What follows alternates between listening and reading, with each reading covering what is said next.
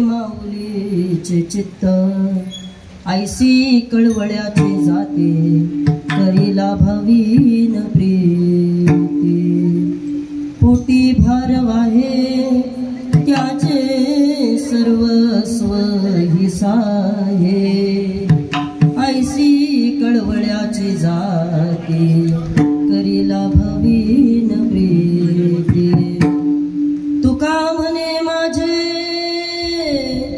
तुम्हा संतावरी ओझे ऐसी कळवळ्याची जाते करीला भवीन प्रीती विठ्ठल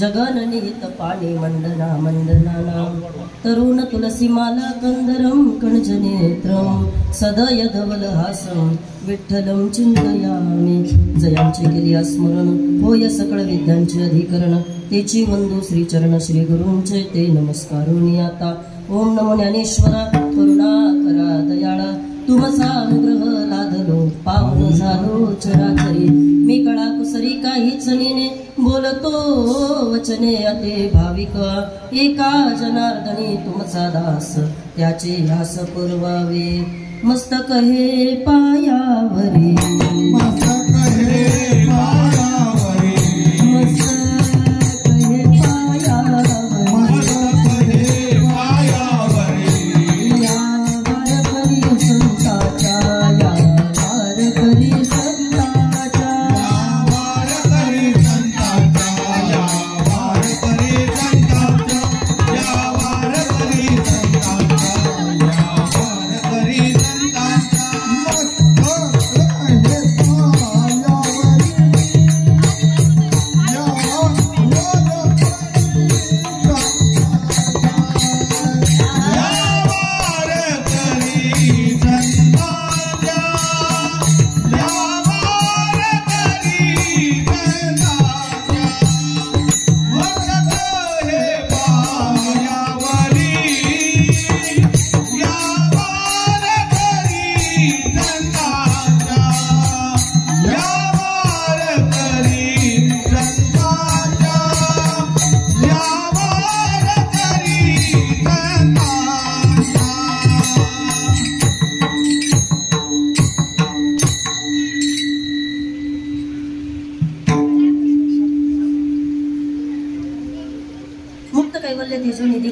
ज्ञानोबाराया जगद्गुरु श्री संत तुकोबाराया आदी करून सर्व संतांच्या चरणी साष्टांग अभिवादन करते. मायबाप श्रोत्यांना वंदन करते आणि या कीर्तन रूपी सेवेला सुरुवात करते. कीर्तन रूपी सेवेकरता गायलेला अभंग देहूचे सुप्रसिद्ध साधू वैराग्याचे मूर्तिमंत पुतळे जगद्गुरु जगदमान्य जगद्व्यापक श्रीमंत श्री जगद्गुरु तुकोबाराय यांचा 4 चरणाचा वारकऱ्यांच्या परिचयाचा पाठ्यातला यच्छावत भूतलावावरती जन्माला आल्यानंतर खऱ्या अर्थानं या ठिकाणी निस्वार्थ प्रेम करणारं पात्र म्हणजे जगामधलं या ठिकाणी आपल्या आई. आणि मग या ठिकाणी आईची महती सांगत असताना संतांचे तुमच्या आमच्यावरती किती उपकार आहे हे तुकोबाराय आजच्या अभंगामधून सांगतात. विठ्ठल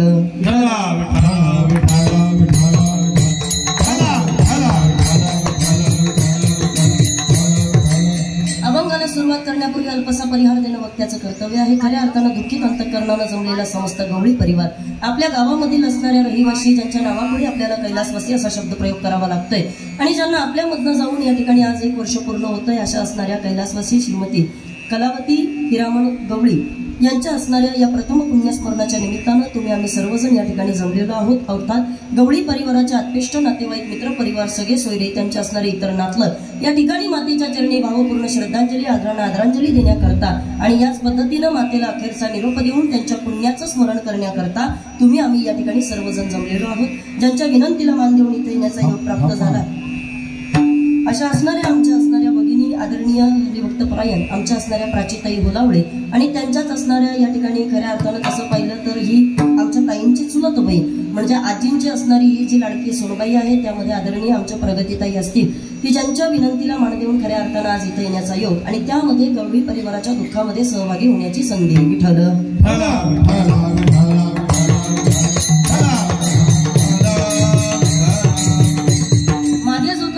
ही परिवार सोडून गेली त्यामध्ये प्रामुख्यानं त्यांची असणारी मुलं असतील त्यांच्या असणाऱ्या मुली असतील त्यांच्या असणाऱ्या सुना आणि नातवंड हा मोठा परिवार खऱ्या अर्थानं ही माता सोडून गेलेली आहे.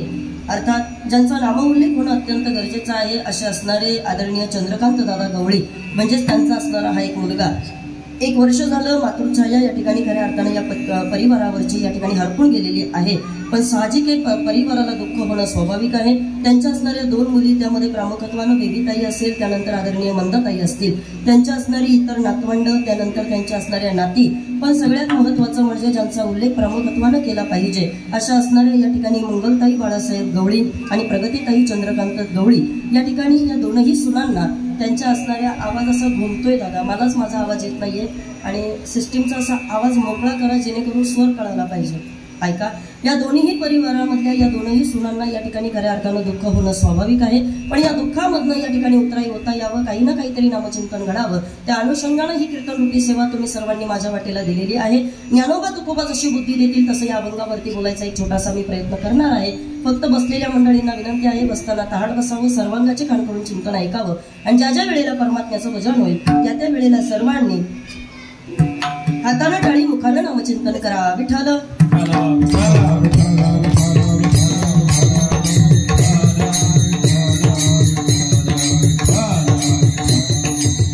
चला ऐका बाबा जन्म आणि मृत्यू या दोनही गोष्टी तुमच्या आमच्या हातामध्ये नाही. मी नेहमी सांगत असते बारकरी बाबा ऐका जो जो जीव या ठिकाणी सृष्टी तलावावरती जन्माला आला त्या प्रत्येक जीवाला कधी ना कधीतरी जावंच लागतं. म्हणजे याच्या मागे या ठिकाणी एक महत्वाचं कारण असं सांगितलेलं आहे. बारकरी बाबा ऐका देहाला 3 प्रकारचे नाश सांगितलेले आहेत. पैकी याला स्वभाव नाश सांगितला 2 याला परका नाश सांगितला आणि 3 याला आश्रय नाश सांगितलेला आहे. तुम्ही सगळी ऐकणारी माणसं आहात म्हणून या ठिकाणी मी बोलेल तुम्हाला ऐका बाबा एकदा का या ठिकाणी हे शरीर जीर्ण झालं का एक ना एक दिवस तुम्हाला आम्हाला हा पसारा सगळा टाकावा लागतो. इहलोकाचा या ठिकाणी यात्रा संपवावी लागते आणि मग बाबा जगाचा निरोप तुम्हाला आम्हाला घ्यावा लागतो. मी बोलेल तुम्हाला पहा मला इथं बसलेल्यांनी सांगा आता जी कपडे वारकरी बाबा तुम्ही सगळी जण कीर्तनामध्ये घालून आलात बरोबर आहे ना.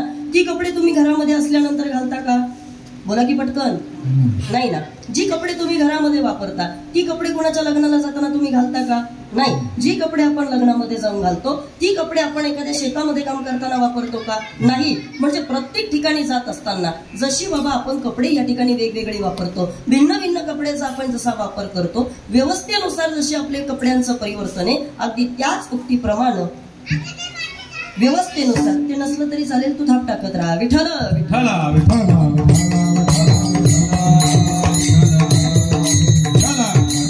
चला ऐका इकडे पहा, व्यवस्थेनुसार या ठिकाणी वारकरी बाबा तुम्हाला आम्हाला हे कपडे टाकावे लागतात. अजून सोपं बोलेल म्हणजे तुम्हाला माझं कीर्तन पटकन कळेल. मला इथं बसलेल्यांनी सांगा, आई नदी कधी तिचा प्रवाह कुणासाठी थांबवते का? बोला पटकन. नाही थांबवत ना. घड्याळाचं चक्र कधी कुणासाठी थांबतं का? नाही थांबत. सूर्य कधी कुणाच्या उगवण्याची वाट पाहतो का? उठण्याची वाट पाहतो का? नाही वाट पाहत ना. माता ऐका, सूर्य जशी कुणाच्या उठण्याची वाट पाहत नाही, घड्याळाचं चक्र जशी कुणासाठी थांबत नाही, अगदी त्याच पद्धतीनं वारकरी बाबा बालपण गेल्यानंतर लहानपण येतं, तरुणपण येत असतं, तरुणपण गेल्यानंतर म्हातारपण येतं आणि म्हातारपण आल्यानंतर मात्र मग एकदा का होईना पण सरपण पदरी पडतं. विठ्ठल.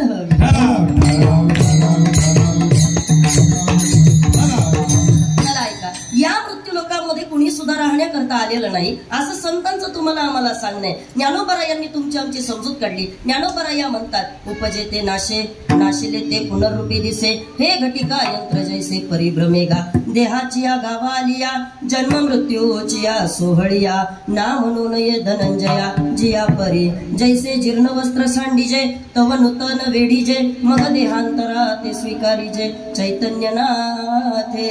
ज्ञानोबा या म्हटले वारकरी बाबा, हे जुनं वस्त्र एकदा झालं का मग हे फाटकं तुटकं झाल्यानंतर याला कधीतरी टाकावं लागतं, कधी ना कधीतरी जगाचा निरोप तुम्हाला आम्हाला घ्यावा लागतो. पण चला ऐका, आता हा जगाचा निरोप घेत असताना वारकरी बाबा गाथेमध्ये तुकोबारायांच्या एक प्रमाणे तुकोबाराय आपल्याला असं म्हणतात, मरण प्रत्येकाला येणारे हे मात्र तितकंच शाश्वत सत्य आहे. कसं काय बरं? ऐका इकडं पहा. आएगा नोटिस जमानत ना होगी, पल्ले में कुछ भी अमानत ना होगी, होकर का कैदी तुझे चलना पड़ेगा, काया कुटी खाली करना पड़ेगा, बाड़े के भवन को क्या तू सवारे, जिस दिन तुझे घर का मालिक बुलावे, उसका किराया तो भरना पड़ेगा, काया कुटी खाली करना पड़ेगा.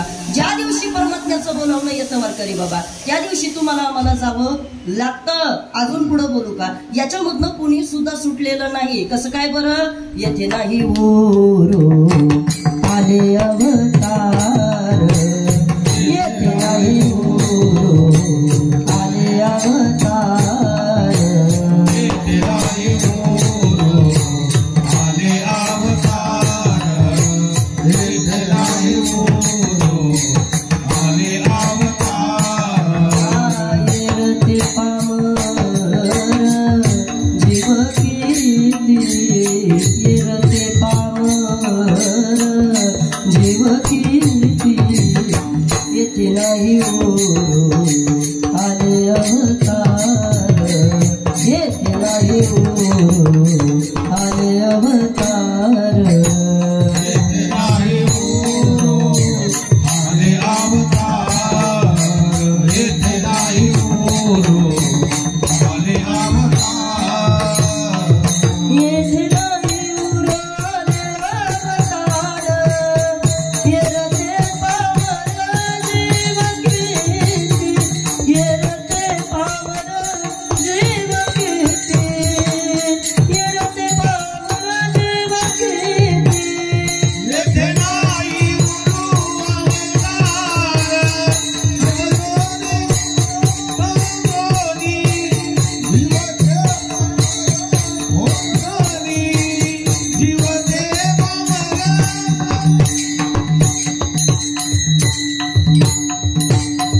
तुकोबारायांनी तुम्हाला आम्हाला सांगितलं, येथे नाही उरो आले अवतार. हो वारकरी, येरते पामर जीव किती. कुणी सुद्धा मृत्यू लोकामध्ये राहण्याकरता आलं नाही. हे मृत्यू लोकाचं वारकरी बाबा सत्य आहे. एक बोलेल मी तुम्हाला, पहा बाबा, मृत्यू लोकामध्ये तुमचा आमचा कालखंड संपला का तुम्हाला आम्हाला इच्छा असो नाही तर नसो मात्र जावं लागतं. एक वाक्य ताईच्या कीर्तनातून जाता जाता सर्वांनी घेऊन जा. ऐका इकडं पहा, तुमचं आयुष्य वारकरी बाबा जर शिल्लक असेल ना, तुम्ही कितीही प्रयत्न करा तुम्ही मरू शकत नाही. तुम्ही ऐकताय ना सगळे? ऐका, तुमचं आयुष्य शिल्लक असेल, तुम्ही कितीही प्रयत्न करा तुम्ही मरू शकत नाही. आणि तुमचं आयुष्य जर संपलेलं असेल तर तुम्ही कितीही प्रयत्न करा तुम्ही जगू शकत नाही. विठ्ठल विठ्ठल. चला, मृत्यू प्रत्येकाच्या बाबा या ठिकाणी वाट्याला येणार आहे, हे कळतंय ना तुम्हाला? ऐका इकडं पहा, प्रत्येकाच्या वाटेला मृत्यू येणार आहे, पण या मृत्यूमधनं मात्र तुम्हाला आम्हाला वारकरी बाबा काहीतरी शिकायचंय. याच्याकरता कीर्तन आहे. काही लोक म्हणतात ताई नामसंकीर्तन कशाला ठेवलं जातं, वर्षश्राद्ध म्हटलं का त्याच्याकरता कीर्तन प्रवचन भजन हे टाळ वाजवणं, याच्या मागचं कारण काय. प्रगतीताई, कदाचित तुम्हाला असं वाटलं असेल की आजचा हा कार्यक्रम आम्ही इथं करतोय, हे करून आम्हाला या ठिकाणी परिवाराला मागच्या काय फायदा होणार आहे. वारकरी बाबा, एक मी बोलेल तुम्हाला, पहा, बऱ्याच ठिकाणी घरामध्ये या ठिकाणी तुम्हाला आम्हाला कितीतरी समस्यांना या ठिकाणी सामोरं जावं लागतं. अगदी सोपं सोपं कीर्तन सांगते, म्हणजे तुम्हाला वर्षश्राद्धाच्या दिवशी कीर्तन का केलं जातं याचं उत्तर पटकन सापडेल. ऐका इकडं, पहा, तुम्ही आतापर्यंत अशी काहीतरी घरं पाहिली असतील का ज्या घरामध्ये वारकरी बाबा सतत कलह चालू असतो. तुम्ही अशी काही घरं पाहिली असतील ज्या घरामध्ये माणसं सतत आजारी पडत असतात. अशी काही घरं तुम्ही पाहिली असतील का ज्या घरामध्ये अकाली मृत्यू येत असतो. अशी काही घरं पाहिली असतील जिथं नवरा बायकोचं एकमेकांशी पटत नाही. तुम्ही अशी काही घरं पाहिली असतील जिथं दोन भावांचं एकमेकांशी पटत नाही. तुम्ही अशी काहीतरी घरं पाहिली असतील का जिथं बायको नवऱ्याशी नीट वागत नाही आणि नवरा बायकोशी नीट बोलत नाही. अशी काही घरं तुमच्या पाहण्यामध्ये आली असतील का जिथं बाप मुलाशी नीट बोलत नाही, मुलगा बापाशी नीट बोलत नाही. तुमच्या पाहण्यात आहेत का अशी घरं? ऐका ऐका ऐका, तुम्ही अशी काही घरं पाहिली असतील का जिथं पाहिल्यानंतर वारकरी बाबा सगळं काही ऐश्वर्य आपल्याला पाहायला भेटतं, समृद्धी पाहायला भेटते, सुखाच्या साधना करता लागणारी प्रत्येक गोष्ट त्यांच्या घरामध्ये, पण तरी सुद्धा तिथली माणसं समाधानानं राहत नाही. मग अशा परिस्थितीमध्ये तुम्ही आम्ही सगळी जण काय करतो, एखाद्या ब्राह्मण काकाकडे जातो, ब्राह्मण काकाला सांगतो, काका आमच्या घरामध्ये नेमका काय प्रॉब्लेम झालाय तेवढा जरा पाहता का. मग ब्राह्मण काकाकडे गेल्यानंतर ब्राह्मण काका आपली पत्रिका पाहतो आणि ताई आपल्याला कधी कधी ब्राह्मण काका सांगत असतो, तुम्हाला ना पितरांचे जरा दोष लागलेले. हे ऐकलंय का तुम्ही कधी? ओ जुने वारकरी, मागचे बोला पटकन, असं ऐकलंय ना तुम्ही? हा, आपल्याला ते ब्राह्मण काका सांगतात काय, तुम्हाला तुमच्या पितरांचे दोष लागलेले आहे. मग आपण पुन्हा काकांना विचारतो, काका पितरांच्या दोषाची निवृत्ती करण्याकरता आम्ही वारकऱ्यांनी किंवा आम्ही सर्वांनी काय केलं पाहिजे. मग तिकडचे काका आपल्याला सल्ला देतात, तुम्ही त्र्यंबकला जा, नाशिकला जा, अमुक अमुक विधी तिकडे जाऊन करा. मग तिकडे गेल्यानंतर या ठिकाणी अमुक अमुक शांती करा, त्यानं तुमच्या पितरांच्या दोषाची मुक्तता होईल. मग नारायण नागबली असू दे, मोठा एखादा सर्पयोग विधी असू दे, तो विधी तुम्हाला आम्हाला तिकडचे ब्राह्मण करायला सांगतात, सुदाम महाराज, बरोबर ना. मग तिकडे गेल्यानंतर तिकडचे ब्राह्मण काका आपल्याला कधी कधी दादा लाख लाख दीड लाखाचं पॅकेज देतात. बरं, हे 1.5 लाखाचं पॅकेज तुमच्या पिंपरीकरांना म्हणा, भोसरीकरांना म्हणा परवडण्यासारखं आहे, बरोबर ना. पण आमच्यासारख्या सामान्यांना काय करायचं? हा, आता ऐका, सामान्य माणसाला ते पॅकेज परवडण्यासारखं नाही. मग त्यानं या ठिकाणी पितरांच्या दोषाची निवृत्ती कशी काय बरं केली पाहिजे, तर मग मात्र ज्ञानोबारायांनी सांगितलं, म्हणजे तुम्ही काळजी करू नका. सामान्य माणसाला जर आपल्या पितरांचे दोष घालवायचे असतील, आपल्या पितरांना या ठिकाणी मुक्ती प्रदान करून द्यायची असेल, तर त्यानं एक करायचं. काय करायचं? 5 रुपयाचं हरिपाठाचं पुस्तक भेटतं. किती रुपयाचं?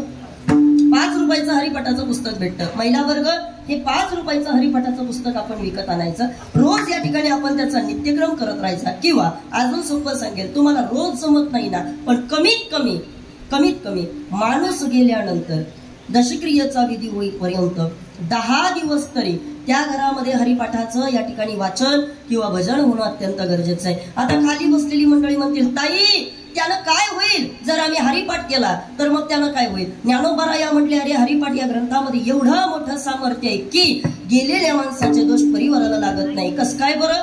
जरी एखादा दोष असला पण तरी ज्ञानोबाराया म्हणतात, पवित्रची होय देह त्याचा, हे पवित्रची होय देह त्याचा, पवित्रची होय देह त्याचा, पवित्रची होय देह त्याचा.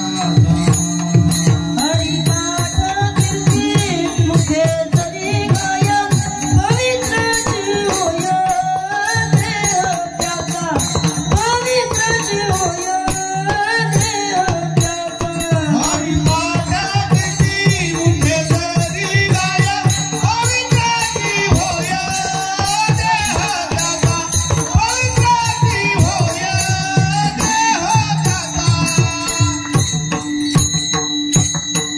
ज्ञानोबाराया तुम्हाला आम्हाला सांगतात, हरिपाठ कीर्ती ओ वारकरी मुखे जरी गाय, पवित्रची होय देह त्याचा. त्याचा देह पवित्र करायचं सामर्थ्य जर कशामध्ये असेल तर ओ वारकरी ते हरिपाठ या ग्रंथामध्ये. आता खाली बसलेले काही जुने वारकरी मागचे म्हणत असतील, ताई आम्ही एका प्रमाणावरती कसं काय विश्वास ठेवायचा, का एखादं प्रमाण आम्ही आणि तुमचं लक्षात घ्यायचं आणि हरिपाठानं गेलेल्या माणसाला मुक्ती मिळते हे कसं काय मानायचं? मी बोलू का तुमच्याशी? वारकरी बाबा ऐका, तुमचा पहिल्या प्रमाणावरती विश्वास नसेल तर तुम्हाला दुसऱ्या प्रमाणावरती विश्वास ठेवावा लागेल. कोणता? पूर्वजा वैकुंठ मार्ग सोपा. हा पूर्वजांना वैकुंठाला जाण्याकरता सोपा मार्ग. म्हणून या ठिकाणी वर्ष श्राद्धाला कीर्तन विठ्ठल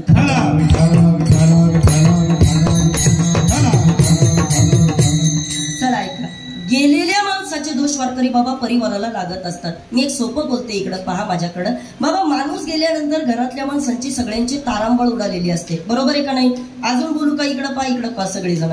घरातली माणसं वारकरी बाबा त्या वेळेला याला त्याला निरोप पोहोचवण्यामध्ये, फोन करण्यामध्ये सगळेजण व्यस्त असतात, बरोबर आहे ना? माता ऐका, हे फोन करण्यामध्ये सगळी माणसं व्यस्त होऊन जातात. बर, आपल्याकडे या ठिकाणी बाबा घरामध्ये माणूस गेल्यानंतर काय काय करावं लागतं याचा काही कुणाला जास्त अनुभव नसतो. कारण मला असं वाटतं, अगोदर बाबा या घरामधला एक मुलगा होता, तो निघून गेला. त्याच्यानंतर या ठिकाणी स्वतःच्या मालकाचं जाणं झालं आणि मग अचानक परिस्थिती ज्या वेळेला चंद्रकांत दादावरती येईल, दादाला काय कळणार आहे नेमकं आपण काय केलं पाहिजे, आपण नेमका हा कार्यक्रम कसा पार पाडला पाहिजे, हा कार्यक्रम आपण शेवटपर्यंत कसं काय बरं नेला पाहिजे. कदाचित दादाला त्या गोष्टी माहीत नव्हत्या ना. मग या गोष्टी माहीत नसताना परिवाराला निरोप पोहोचवणं, आपल्या बहिणींना निरोप देणं आणि मग ऐका, एवढं मोठं दुःखाचं वातावरण अचानक कोसळल्यानंतर वारकरी बाबा बऱ्याच वेळेला असं होतं, त्या गेलेल्या व्यक्तीकडं तुमचं आमचं कधी कधी दुर्लक्ष होतं. मी बोलेल तुम्हाला ऐका, आयुष्यभर आम्ही आंघोळ करतोय नाही असं नाही, पण तरी सुद्धा शेवटच्या आंघोळीला विशेष प्राधान्य दिलं जातं. पण मनुष्याची आणि घरामधल्या माणसांची इतकी गडबड असते का त्या गडबडीमध्ये ताई घरामधल्या माणसांना सुद्धा त्या गेलेल्या माणसाला प्रॉपर अशी व्यवस्थित आंघोळ घालता येत नाही, त्याची नीट ठेक करता येत नाही. कधी कधी बाबा इकडून काहीतरी गोळा कर, तिकडून काहीतरी गोळा कर, असं करून करून बाबा आपण तो अंत्यसंस्काराचा विधी पटकन पार पाडत असतो, बरोबर आहे ना?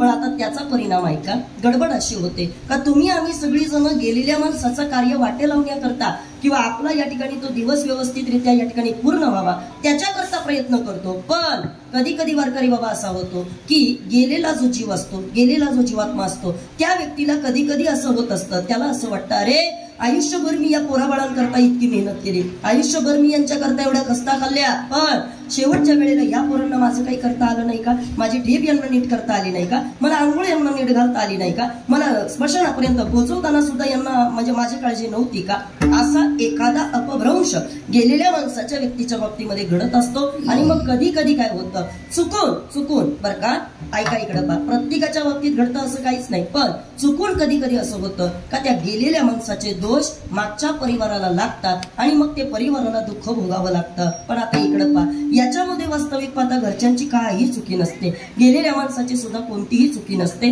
पण तरी सुद्धा कळत नकळत झालेल्या या छोट्या छोट्या चुकांकडनं बरं आपल्याकडनं चुका होतील यात काय नवले. मी काय म्हणते ऐका, ब्राह्मण काकाकडनं एखादा मंत्र जर चुकीचा उच्चारला गेला, एखादा शब्द एखादा वाक्प्रचार इकडे तिकडे झाला तरी सुद्धा त्या माणसाला त्याचे दोष लागायची शक्यता आहेच ना. मग छोट्या छोट्या चुकांमधून बाबा कधी कधी हे मोठी संकट तुमच्या आमच्यावरती येत असतात, पण ती संकट आमच्यावरती येऊ नये त्याच्याकरता हे भजन, त्याच्याकरता हे कीर्तन.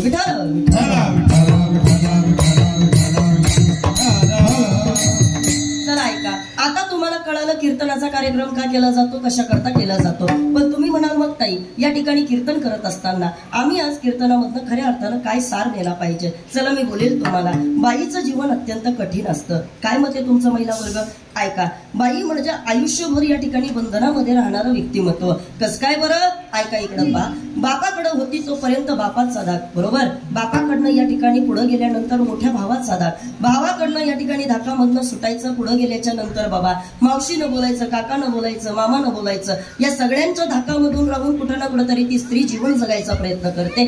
कधी ना कधीतरी वयात आल्यानंतर डोक्यावरती अक्षता पडतात आणि अक्षता पडल्यानंतर मात्र या ठिकाणी संसाराची जबाबदारी अंगावरती पडते. तिकडे गेल्यानंतर सासूबाईंचा एक आगळा वेगळा धाक असतो, पुढे गेल्यानंतर नवऱ्याच्या पतीच्या धाकामध्ये त्या बाईला जीवन जगावं लागतं. पतीच्या धाकामध्ये जीवन जगत असताना मातृत्व या ठिकाणी सिद्ध झालंच पाहिजे. याच्याकरता बाबा या ठिकाणी तिथून पुढे गेल्यानंतर लेकरांच्या सेवेमध्ये सगळं आयुष्य त्या बाईचं समर्पित तिला करावं लागतं. लेकरं मोठी करत असताना वारकरी बाबा स्वतः करता त्या बाईला जगता येत नाही, स्वतःच्या आवडीनिवडी तिला पूर्ण करता येत नाही, स्वतःच्या इच्छा तिला पूर्ण करता येत नाही. तिला नेहमी असं वाटत असतं अरे माझ्या आयुष्यामध्ये एखादा तरी दिवस येईल का ज्या वेळेला मी सुखानं या ठिकाणी खऱ्या अर्थानं श्वास घेईल. एक तरी दिवस माझ्या आयुष्यात असा येईल का चला प्रपंचातून या ठिकाणी मी मोकळी होईल. पण मला इथं बसलेल्या सगळ्या महिलांनी सांगा, खरंच आपण प्रपंचातून कधी मोकळ्या होतो का?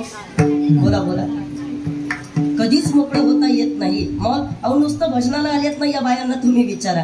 घरामधनं पहिला फोन असतो, परत किती वाजता येणार आहे? विठाला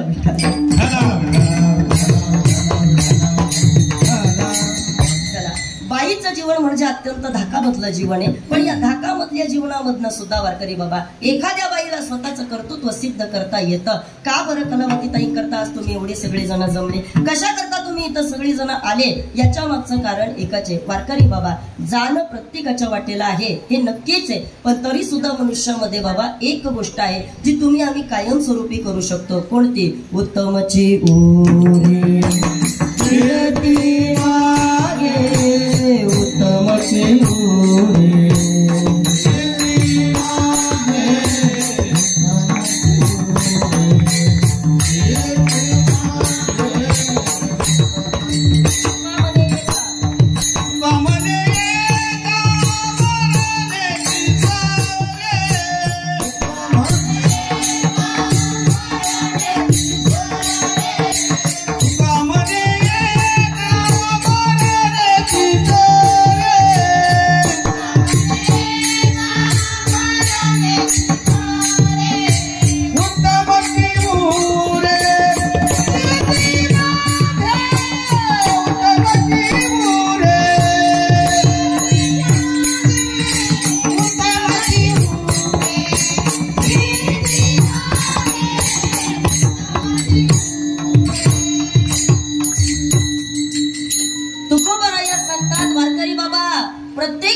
जीवनामध्ये एक गोष्ट करता येण्यासारखी. कोणती? तुका म्हणे एका मरणीची सरे आणि उत्तमची उरे कीर्ती मागे.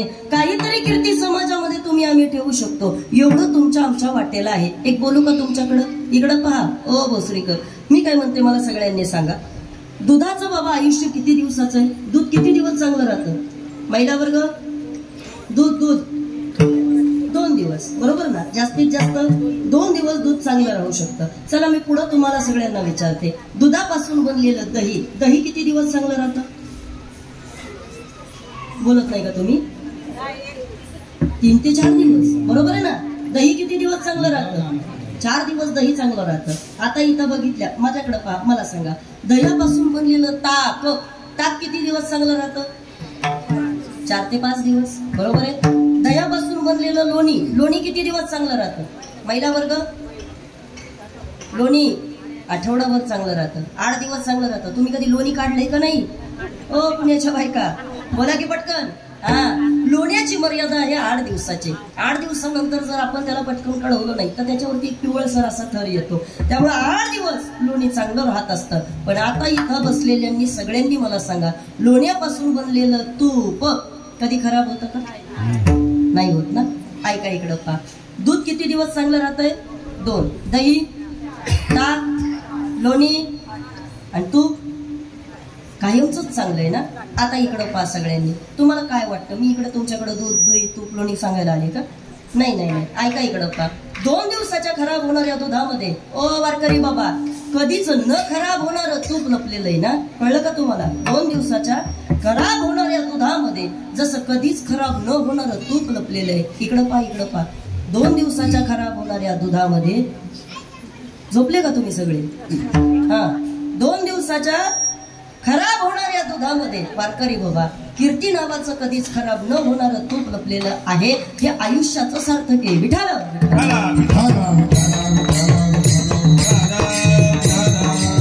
वास्तविक पाहता देहाचं काही सार्थक होत नाही का? आपल्या 5 वर्षाच्या बाळाला मदल असं सांगते, बाळा या देहावरती तू प्रेम करू नको, याच्यामध्ये सार असं काहीच नाही. का बरं?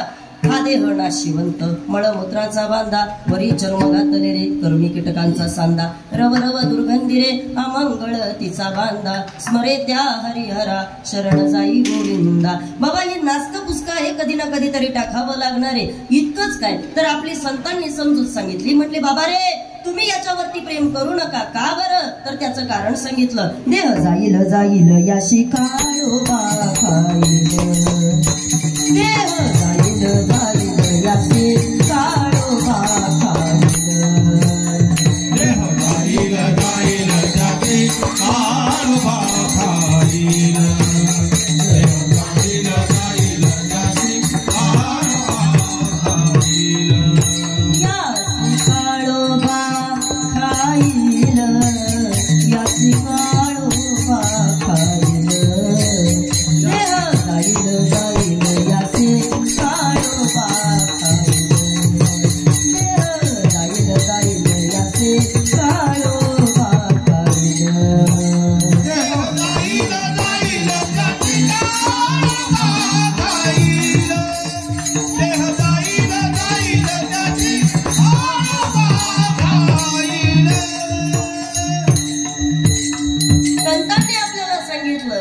यासी काळोबा खाईल, यासी काळोबा खाईल. याला कधी ना कधीतरी वारकरी बाबा काळ खाणार आहे. एक बोलू का तुम्हाला? इकडं बसलेल्यांनी मला सांगा, कुणाला वाटतं आपले केस पांढरे झाले पाहिजे? बोटवर करा बरं. बाई बरंच टेन्शन मध्ये येतो. पांढरे हा 1 2 बरोबर ना. कुणाला वाटतं आपले दात पडले पाहिजे? आता करा की हात वरती तुम्ही. नाही. कुणाला वाटतं आपले डोळे बाबा लवकर खराब झाले पाहिजेत? नाही, फक्त केसच पांढरे झाले पाहिजे. काय दादा ऐका इकडं पा. कुणाला वाटतं आपल्याला ऐकायला कमी आलं पाहिजे? कुणालाच वाटत नाही. वारकरी बाबा ऐका, पण मला सांगा, योग्य वेळ आल्यानंतर या सगळ्या गोष्टी तुमच्या आमच्या बाबतीत घडतात की नाही?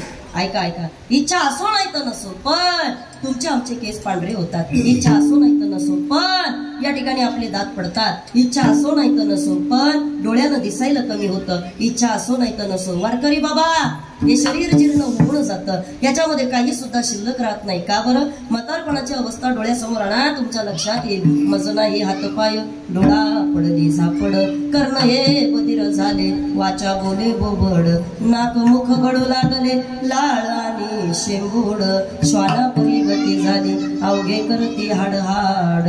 सगळी जण वारकरी बाबा आपली हाडहाड करत असतात. मग अशा परिस्थितीमध्ये ताई, सगळ्यांनी जरी आमची हाडहाड केली, एक बोलू तुम्हाला, या जगामध्ये फक्त एकमेव व्यक्ती अशी का जिला वाटतं काय आपली हाडहाड होऊ नये, आणि तिचं नाव आहे वारकरी बाबा आई. मी सांगेल तुम्हाला, समाजामध्ये काही वर्ग असे फिरतात. पहिला वर्ग असा आहे वारकरी बाबा, जिच्या आतमध्ये दया नाही, बाहेरही दया नाही. समाजामध्ये दुसरा वर्ग असा आहे, ज्याच्या आतही दया आहे, बाहेरही दया आहे. समाजामध्ये तिसरा वर्ग असा आहे, ज्याच्या आतमध्ये दया नाही पण ते बाहेर दया दाखवते. आणि समाजामध्ये चौथा वर्ग असा आहे, ज्याच्या आतमध्ये दया आहे पण तो बाहेर दया दाखवत नाही. विठ्ठल. चला ऐका, आतमध्येही दया नाही आणि बाहेरही दया नाही. कोण बरं? ऐका इकडं पहा वारकरी बाबा, मला सांगा, मध्यरात्रीची वेळ, कल्पना करा जरा, डोळ्यासमोर चित्र आणा. असं समजा वारकरी बाबा की जंगलामधनं या ठिकाणी मला जायचंय, आणि जंगलामधनं मला जात असताना दादा वाटेमध्ये जर मला वाघ आडवा झाला. वाघ माहितीये का तुम्हाला? आडनावाचे वाघ नाही, प्राणी वाघ. ऐका इकडं पहा, कल्पना करा, मला जर वाटेमध्ये वाघ आडवा झाला, वारकरी बाबा तो असं म्हणणार आहे का ही कीर्तनकार आहे? बोला की पटकन. तो असं म्हणणार आहे का ही हरिभक्त परायणे? अजिबात नाही. आतही दया नाही, बाहेरही दया नाही. हा समाजामधला पहिला वर्ग. चला ऐका, समाजामध्ये दुसरा वर्ग असा आहे वारकरी बाबा, ज्याच्या आतमध्ये दया आहे पण बाहेर दया दाखवता येत नाही. कोण बरं? शिक्षक. बरोबर की नाही? आमच्याकडे म्हणतात बाबा, छडी वाजे आणि विद्या येई. मला सांगा, एखादा शिक्षक एखाद्या विद्यार्थ्याला मारत असेल, मग त्याची खरंच इच्छा एखाद्या विद्यार्थ्याबरोबर त्याची काही दुश्मनी असते का? काहीच नाही. पण तरी सुद्धा विद्यार्थ्याचं कल्याण व्हावं, आतमध्ये दया आहे पण ती बाहेर दाखवून चालणार नाही, याच्याकरता ते शिक्षक त्या विद्यार्थ्याला काय करतात वारकरी बाबा? छडीनं मारतात, काठीनं मारतात. का? त्याचं भविष्य उज्ज्वल व्हावं, चांगलं व्हावं याच्याकरता. पण चला, आतमध्ये दया आहे पण बाहेर दया दाखवत नाही. आता ऐका, समाजामध्ये एक वर्ग असा आहे ज्याच्या आतमध्ये दया नाही पण तो बाहेर दया दाखवत असतो. आमच्याकडे त्यांच्याकरता एक म्हण आहे, कोणती माहितीये का? वर माया नाही, ते तुमचं तुम्हीच बोला.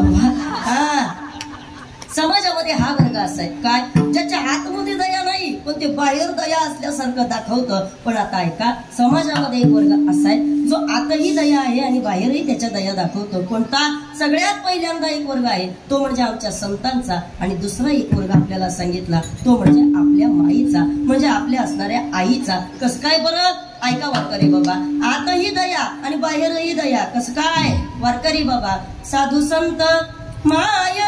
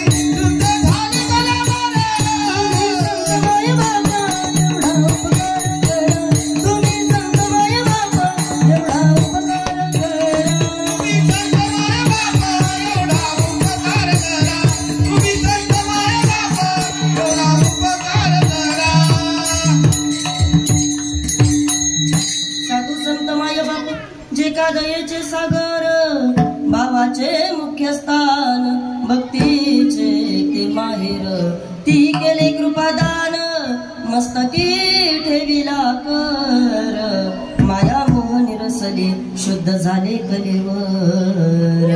वारकरी बाबा समाजामध्ये एक वर्ग असा आहे ज्याच्या आतही दया आहे ओ वारकरी आणि त्याच्या बाहेरही दया आहे. कस काय बरं? ऐका इकडं पापडते हे जन न देखवी डोळा येतो कळवळा म्हणून या जगाच्या कल्याणा संतांच्या विभूती देह कष्ट भीती परोपकारी जे का रंजले गांजले त्यासी म्हणे जो आपुले तोची साधू ओळखावा देवते तेची जाणावा. आतही दया आहे आणि बाहेरही दया आहे. याला साधू संतांचा वर्ग म्हणतात. पण समाजामध्ये एक वर्ग अजून असा आहे वारकरी बाबा जो संतांसारखा तुमच्या आमच्यावरती प्रेम करतो. कोण? बाबा वारकरी बाबा. त्याचं उत्तर या ठिकाणी तुकोबारायांनी दिलं. आपल्या अंतःकरणामध्ये या ठिकाणी कळवळाजीच्या आहे ती म्हणजे आपली असणारी आई. बाबा तिचं चित्त कसं आहे तुकोबारायांनी अभंगामध्ये सांगितलं. वारकरी बाबा या ठिकाणी लेकरा करता या ठिकाणी तिचं कायम आणि कायम आपल्या लेकराचं हित व्हावं याच्या करता जिची तळमळ चालू आहे ना तो समाजामध्ये असणारा आतही दया बाहेरही दया आतही मया बाहेरही मया असा असणारा पहिला वर्ग ज्याचं वर्णन तुकोबा करतात अभंगाच्या पहिल्या चरणात. लेकुराचे हित लेकुराचे हित लेकुराचे हित लेकुराचे हित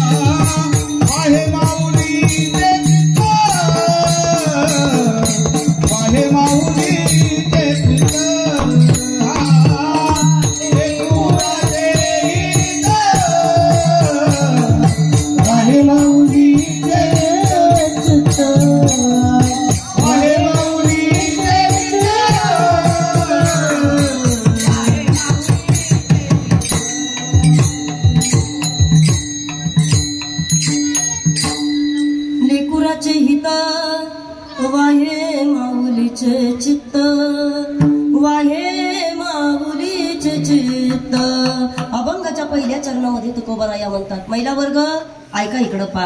आताही दया बाहेरही दया आहे. समाजामध्ये बाबा एकच वर्ग असाय जो आपल्यावरती निस्वार्थपणे प्रेम करतो. कोण बरं? तुमची आमची असणारी आई. आईसारखं प्रेम जगामध्ये कुणी आपल्यावरती करू शकतं का? बोला पटकन महिला वर्ग सांगा मला पटकन. कोण आहे जगामध्ये असं जे आईसारखं आपल्यावरती प्रेम करू शकतं? कोणीच आपल्यावरती आईसारखं प्रेम करू शकत नाही. मी नेहमी सांगत असते पुरुष वर्ग इकडे पहा जरा माझ्याकडं. आपली पत्नी आपल्यावरती प्रेम करते पण ती केवळ आणि केवळ स्वार्थापोटी प्रेम करत असते. कळेल माझं प्रवचन तुम्हाला. ऐका.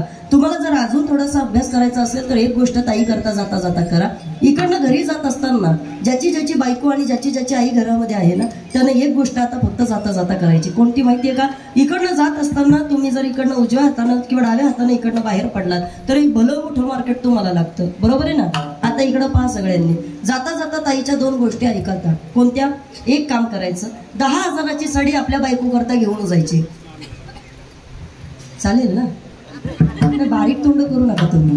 पण आता ऐका, 10,000ची साडी आपल्या बायको करता जाता जाता घेऊन जा. आणि ज्याची आई जिवंत आहे घरामध्ये त्याला एक काम करा, 1,000चं लुगडं आपल्या आई करता घेऊन जा. मी सांगू तुम्हाला पुरुष वर्ग, माझ्याकडे पहा जरा तुम्ही, 10,000ची साडी आपल्या बायकोच्या हातामध्ये द्या. अर्थात तिला घेतली पाहिजे, कारण सुदाम दादा ती आपल्याकरता सर्वस्वाचा त्याग करून आली. तिनं तुमच्याकरता आवडीनिवडी बदलल्या, तिनं सुद्धा तुमच्याकरता बरेच त्या खस्ता खाल्ल्या. तुमच्या प्रपंचामध्ये येऊन तिनं तुमच्या प्रपंचाचा कारभार मोठा केला. त्यामुळे तुम्ही तुमच्या पत्नीवरती प्रेम केलंच पाहिजे. हे आपल्या बाबत माझ्या म्हणजे कमीत कमी माझं तरी मत आहे.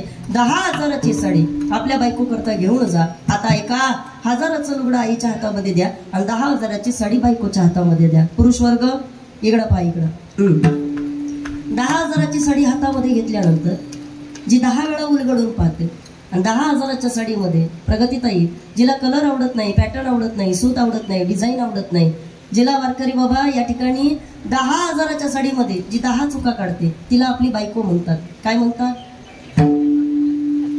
हो, लांडेवाडीची पुरुष वर्ग बोला की पटकन. हा, 10,000च्या साडीमध्ये जी 10 चुका काढते तिला आपली बायको म्हणतात. आणि 1,000चं लुगडं प्रेमानं अंगावरती नेसून गावभर जी फिरते तिला आपली आई म्हणतात, तिला आपली आई म्हणतात. चला, 1,000च्या लुगड्यामध्ये बाबा कोणतीही चूक काढत नाही. उलट गावामध्ये बाबा चाळीमधल्या बाकीच्या सगळ्या लोकांना सांगत फिरते ती आई. अगं औसाबाई ऐकलं का, पोराणी आणली पोराणी. हे कोण सांगतं? आई सांगत असते. आईच्या प्रेमाची उपमा तुम्ही कशाला देणार आहे? काही लोक म्हणतात आईला मायेचा सागर. मी म्हणत नाही दादा. का? कारण मायेचा सागर आपण तिला का म्हटलं पाहिजे? मला सांगा, सागराचं पाणी खारट असतं. कसं आहे? खारट आहे ना. माता ऐका, जिने अमृतापेक्षा गोड दूध तुम्हाला आम्हाला पाजलं, तिच्या प्रेमाला आपण सागराची उपमा द्यावी का? अजिबात नाही. मी सांगेन तुम्हाला, ऐका बाबा, तिला चंद्राची उपमा देता येत नाही. का? चंद्रामध्ये डाग आहे. आईनं इतकी वर्ष आमच्यावरती प्रेम केलं, 80 वर्षाची आमची आई झाली, पण कधी बाबा तिच्या प्रेमामध्ये कोणता डाग आम्हाला दिसला नाही. अजून सोपं बोलू का? घरामध्ये आई, एखादा मुलगा जर चांगला अडाणी असेल, एखादा मुलगा चांगला शिकलेला असेल, तर मला इथं बसलेल्या सगळ्या महिलांनी सांगा, अडाणी मुलाकडे आईचा जीव जास्त असतो का शिकलेल्या मुलाकडे? चला, इकडच्या आया सगळ्या प्रामाणिक आहेत. बाबा, आईचा जीव अडाणी पोराकडे असतो का? आईला माहिती माझा शिकलेला पोरगा कसाही असू दे बाबा, तो त्याचा प्रपंच करू शकतो, पण जो अडाणी आहे ना, आईचा जीव सगळ्यात जास्त तिथं लपलेला असतो. अजून सोपं मी बोलेल तुम्हाला, कोण करतं आपल्यावरती इतकं प्रेम? महिला वर्ग मला सांगा, तुमचं माहेर कुठपर्यंत? तुमची आई आहे तोपर्यंत. माहेरामध्ये गेल्यानंतर आई नसेल, खरंच माहेराला शोभा आहे का? बोला बोला, काही शोभा नाही. तुमची आई आहे तोपर्यंत तुम्ही माहेरामध्ये जा, तोपर्यंत तुम्हाला बाबा घरामधली प्रत्येक गोष्ट या ठिकाणी आपली वाटायला लागते. तुम्ही कधी तिथं जा, तुम्हाला तिथं गेल्यानंतर मात्र या ठिकाणी प्रत्येक गोष्ट आपल्याला आपल्या हक्काची वाटायला लागते. पण इथून पुढं मात्र या ठिकाणी कधी बेबी ताईला विचारा, कधी मंदाताईला विचारा, इकडं आल्यानंतर आम्हाला सगळं काही भेटेल, पण आमच्या आई नसल्यामुळे या ठिकाणी आम्हाला तितका हक्क मात्र आता इथून पुढे दाखवता येणार नाही. काय असतं आई आपले असण्यानं? मी सांगेल तुम्हाला, तेरा होना भी क्या होता है, बेजुबान छत को भी घर कर देता है. आई आहे तोपर्यंत प्रत्येक गोष्ट आपल्याला आपली वाटत असते, पण आई गेल्यानंतर मात्र त्याच घरामध्ये आपल्यालाच बाबा तिथं परकेपणा वाटायला सुरुवात होत असते. ती आई आहे तोपर्यंत बाबा घरामधली भांडी सुद्धा जणू काही आपल्याशी बोलायला लागतात, घरातल्या भिंती जशा काही आपल्याशी बोलत असतात. पण एकदा आपली आई निघून गेली, मला इथं बसलेल्यांनी सांगा, दुसऱ्याच्या आईला तुम्ही किती आई आई म्हटलात, आपली आई होईल का ती? नाही नाही नाही, ती आपली आई कधी होऊ शकत नाही. आपली आई ती आपली आई असते. मावशी येईल, काकी येईल, आपल्या पाठीवरनं हात फिरवण, आपल्या गालावरनं हात फिरवण, पण आईसारखी ऊब आपल्यावरती कोणी करू शकत नाही. तिच्यासारखी माया आपल्याला कोणी लावू शकत नाही. आज वर्ष झालं इकडं तिकडं बाबा या पोरी फिरतायत. या विचारा दोन्ही पोरींना, कागद ताई इकडं आल्याच्या नंतर सगळं काही घरामध्ये पाहायला मिळतंय, पण आमच्या आई मात्र आम्हाला कुठं दिसत नाही ना. 80 वर्ष आमची आई आमच्यामध्ये जगली, पण कधी तिनं आम्हाला परकेपणाची भूमिका या ठिकाणी जाणवून दिली नाही. कळत न कळत प्रगतीताईच्या डोळ्यामध्ये मग अशी पाणी आलं. म्हणले, ताई माझी आई गेली कदाचित तर मला इतकं दुःख होणार नाही, पण आमच्या आईसारखा जीव लावणारी आमची सासूबाई होती का जिनं बाबा या ठिकाणी शब्दातला शब्द आम्हाला प्रेमानं भरवावा आणि त्याहीपेक्षा पलीकडं मायेचा घास तिनं आम्हाला द्यावा. मरेपर्यंत या ठिकाणी बाबा केवळ आणि केवळ एवढी सेवा कदाचित प्रगतीताई तुमची घडली, हे तुमच्या पुण्याचा भाग असेल, तुमच्या नशिबाचा भाग असेल. पण एवढ्या नशिबाचा भाग या ठिकाणी तुमच्या पदरामध्ये येत असताना मी नक्कीच सांगेन का त्यांनी सुद्धा कधी तुम्हाला सून या भूमिकेनं पाहिलं नसावं. अर्थात त्यांनी सुद्धा नेहमी तुम्हाला मुलगी या भूमिकेनं पाहिलं. काय पवित्र नातं आहे मी सांगते तुम्हाला, ऐका. आता जगामध्ये वारकरी बाबा सून आणि सासूचं तितकं पवित्र नातं पाहायला मिळेल की नाही मला माहित नाही, पण प्रगतीताईला मी आल्या जेव्हा त्या मला सांगत होत्या त्यावेळेला मी बोलले, मला तुमचं ऐकून असं वाटतंय का जणू काही मी माझ्या सासूबाईंची सगळी झेरॉक्स कॉपी तुमच्या सासूमध्ये पाहते की काय. कारण दादा मला जेवढं आठवतंय, आज 6 वर्ष झालं आम्ही फिरतोय. या 6 वर्षामध्ये या 2 लेकरांना आपण पदरामध्ये टाकलं, पण या 2 लेकरांचा सांभाळ करत असताना सासूबाईनं कधी बाबा कुठल्या गोष्टीची कमतरताच भासू दिली नाही. आणि प्रगतीताईनं मला सांगितलं, ताई माझी कोणती हौस मौस असू दे, माझी कोणती इच्छा असू दे, पण माझ्या सासूबाईनं कधीच मला म्हटली कोणतीच इच्छा माझी अपुरी ठेवली नाही. प्राचीताई मग असे शब्द वापरला प्रगतीताईने, कोणता तरी ना, काय म्हणायचं त्या मॅक्सीला, डगली. चला ऐका, कपड्याला सुद्धा अनकम्फर्टेबल झाल्यानंतर मात्र या ठिकाणी दगदग व्हायची आमच्या प्रगतीताईची. आणि मग सासूबाई म्हणायची, बाई तुला काय नसेल तर 2 डगली घे. खाली आली डगली बाई. एवढं प्रेम कोण कोणावरती करतं वारकरी बाबा, पण एवढं प्रेम बाबा खऱ्या अर्थानं तसं पाहिलं तर आता बाबा पाहिजे ती गोष्ट आमची प्रगतीताई घेऊ शकते, पाहिजे ते त्यांना मिळू शकतं. पण तरी सुद्धा मला असं वाटतं, ऐका इकडं पा, पैशाची कमतरता नाही, कशाची कमतरता नाही, आज सगळं आमच्या दारामध्ये भरपूर आहे, पण तरी सुद्धा हक्कानं जे प्रेमानं देणं आमच्या कलावती आईचं होतं ना, ते आता मात्र आम्हाला परत पाहायला मिळणार नाही. आज दुःख त्याचं आहे. आज दुःख कशाचं आहे मी सांगेल तुम्हाला, ऐका. आज दुःख त्या मुलींना आहे. का बरं? कारण आई नावाचं पात्र आज आमच्यामधनं गेलं. आज दुःख आमच्या चंद्रकांत दादांना नाही. का? कारण इतकं प्रेम आम्हाला इकडून तिकडून आल्यानंतर आई विचारत होती, आता मात्र ती विचारणारी आई आमच्यामध्ये राहिली नाही. बाबा आईसाठी मुलं रडतात यामध्ये काहीच नवल नाही हो, कारण मुलं आईसाठी रडणारच आहे, ते त्यांचं कर्तव्य आहे. पण तरी सुद्धा एखाद्या मातेकरता त्यांच्या घरातल्या सुनांनी सुद्धा रडावं, हा त्या आईचा मोठेपणा आहे. विठ्ठल विठ्ठल.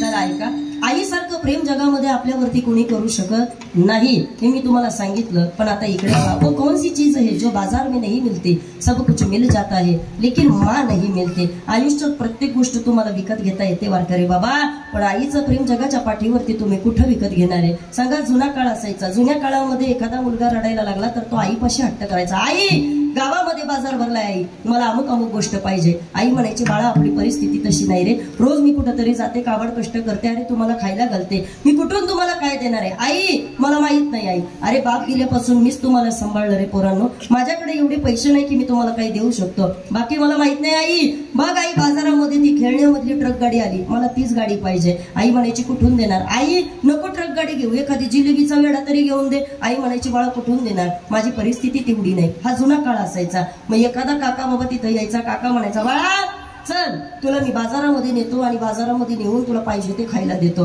काका पोराच्या बोटाला धरायचा, ते लहानसं लेकरू बाजारामध्ये जायचं, बाजारातली गर्दी बघायचं आणि गर्दी पाहून ते पोरग ढसढसा रडायला सुरुवात करायचं. काका म्हणायचे, बाळा कशाला रडतो, तुला गाडी पाहिजे ना, चल तुला गाडी देतो. त्यावेळेला पोरग म्हणायचं, काका आता मला तुमची गाडी नको, आता मला आई पाहिजे. पुन्हा काका समजूत काढायचे, बाळा अरे कशाला रडतो, अजून थोडा वेळ थांब, बाजारात आलोय, फिरून घे, तुला जिलेबीचा वेडा खायचा ना, चल तुला जिलेबी खायला नेतो. तो पोरगा म्हणायचा, काका आता मला तुमची जिलेबी सुद्धा नको, आता फक्त मला माझी आईच पाहिजे. त्या काळामध्ये परिस्थिती अशी होती वारकरी बाबा, सगळी सुख एका बाजूला होती ना आईचं प्रेम एका बाजूला होतं. किती प्रेम आईनं आपल्यावरती करावं, जगामध्ये निस्वार्थ प्रेम आपल्यावरती आई करते. किती शाळेतून घरी जाता दरी नाही पोटी, काढून ठेवलेला घालीन घास ओठी, उष्ट्या तशा मुखाच्या लावेल चुंबनासे, कोण तुझ्या विना आई करील या ग गोष्टी. आई तुझ्या विना ग कोण लावेल सांज वाटे, लावेल म्हणाया आम्हा शुभम करोती. आई तुझ्याशिवाय कोण ग या सगळ्या गोष्टी करणारे. अजून थोडे दिवस आई कदाचित तू आमच्यामध्ये राहिली असते तर कदाचित या ठिकाणी आम्हालाही तुझ्या इच्छा काही पूर्ण करता आल्या असत्या. मला मगाशी ताईने सांगितलं, ताई जितकं जमेल तेवढ्या इच्छा आम्ही पूर्ण करायचा आईचा प्रयत्न केला, जेवढं काही आम्हाला वाटत होतं तेवढी सेवा करायचा प्रयत्न केला. बाबा म्हातारपण हे फार इतकं कठीण असतं. आणि त्यातल्या त्यात तुम्हाला सांगू का, ज्या घरामध्ये सुना चांगल्या आहेत ना बाबा, त्याच घरामध्ये म्हाताऱ्या बायांच्या चेहऱ्यावरती तेज पाहायला मिळतं. काय मत आहे तुमचं, बोला पटकन. त्याच घरामध्ये फक्त म्हाताऱ्या बायांच्या चेहऱ्यावरती आणि म्हाताऱ्यांच्या चेहऱ्यावरती समाधान पाहायला मिळतं, नाहीतर परिस्थिती अत्यंत कठीण आहे. मला असं सांगितलं, म्हटले ताई कधी कधी आई आमच्या होती हट्ट करायचे, मला म्हणायची मला खायला घाल आणि मगच तुझा. एकतर त्यावेळेला बाबा 60च्या पुढे एकदा बुद्धी गेली का मग ती नाठी बुद्धी म्हणून ओळखली जाते. घरातलं लहान मुलगा माहितीये ना कसं आहे, माहितीये ना, ते जसं आपल्या आईकडे हट्ट करतं ना तसं 60च्या पुढची माणसं घरामध्ये वारकरी बाबा हट्ट करायला सुरुवात करत असतात. ते लहान मुलांसारखं वागायला सुरुवात करत असतात. त्यांच्या मनानं नाही पण त्यांच्या वयानुसार त्यांच्यामध्ये झालेला तो फरक असतो, तो बदल असतो. मग अशा परिस्थितीमध्ये घरातल्या सुनांनीच तो हट्ट पूर्ण करायचा असतो. आणि मला असं वाटतं ताईडे आतापर्यंत तुम्ही त्या हट्ट पूर्ण करत होत्या. प्रगतीताई बराच जीव लावला तुम्हाला, चोरून चोरून आईनं खायला घातला असेल, कुठेतरी बाबा या ठिकाणी तुम्हाला खुणवलं असेल. जाऊ दे ताईडे नको करू काम, आता जाऊन ये करून बाळांत पण करून ताईनं घरी यावं. आणि त्या 15 दिवसामध्ये सुद्धा आईनं सांगावं, अगं तू थोडा आराम कर, तू काळजी करू नको. कोण करतं जगामध्ये एवढं प्रेम कुणावरती वारकरी बाबा? अजिबात नाही. पण चला, या जुन्या बायका आहेत ना, शिक्षण नव्हती त्यांच्याकडं, पण शिक्षण नसताना सुद्धा अंतःकरणामध्ये त्यांच्या प्रेम भरपूर होतं. आताच्या मुलींकडे शिक्षण भरपूर आहे, पण काय बोललात का तुम्ही? चला, नाही तुमचं तुम्ही बोलत चला, मला फक्त सुखासुखी इथनं जाऊ द्या. ऐका इकडं पहा, नाही तर त्या सगळ्या मला धरतील तिथं, म्हणजे आमच्यावरती बोलायला आली होती का? तर माझा कुणाला बोलायचा उद्देश नाही, पण जुन्या सक्त्या माणसांकडनं वारकरी बाबा थोड्या का होईना आपण काही गोष्टी शिकल्या पाहिजे. मी नेहमी सांगत असते, माणसानं 3 गोष्टी विसरायच्या नाही. जाता जाता कीर्तनातून घेऊन जा सगळ्यांनी. ऐका इकडं पहा, शिळ्या भाकरीला माणसानं कधी विसरायचं नाही. 2, तुटलेली चप्पल कधी माणसानं विसरायचं नाही. आणि 3, गावामधली घरामधली ही म्हातारी जुनी जगती माणसं आहेत ना, यांना कधी माणसानं विसरायचं नाही. घ्या एकेका वाक्याचं उत्तर. ऐका, तुटलेली चप्पल माणसानं विसरायची नाही. का बरं? सुदामदादा चप्पल आत्ता तुटली, पण कालपर्यंत ती चप्पल आपल्याला चटक्यांपासून वाचवत होती ना. तुटलेली चप्पल माणसानं विसरायची नाही. 2, शिळ्या भाकरीला कधी माणसानं विसरू नये. का बरं? त्याचं कारण तुम्हाला सांगते. ऐका बाबा, ही जुनी जागती माणसं होती, काय त्यांच्यामध्ये प्रेम होतं, काय जिव्हाळा होता, काय माणुसकी होती, काय आपुलकी होती. बाबा, घासाची सुद्धा या ठिकाणी जाण ठेवणारी ही माणसं होती. स्वतःच्या पोटाला चिमटा काढत होती, पण तरी सुद्धा वारकरी बाबा अन्न काय वाया जाऊन देतील ही माणसं?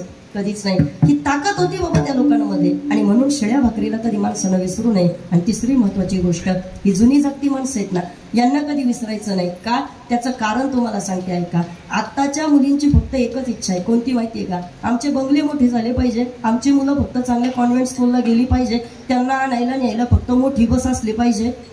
लईच टेन्शन मध्ये दिसताय तुम्ही सगळे, पण खरं आहे का खोटं आहे? बोला बोला. त्या काळामध्ये वारकरी बाबा काय शिक्षण होती, काय होतं? काहीच नव्हतं त्यांना.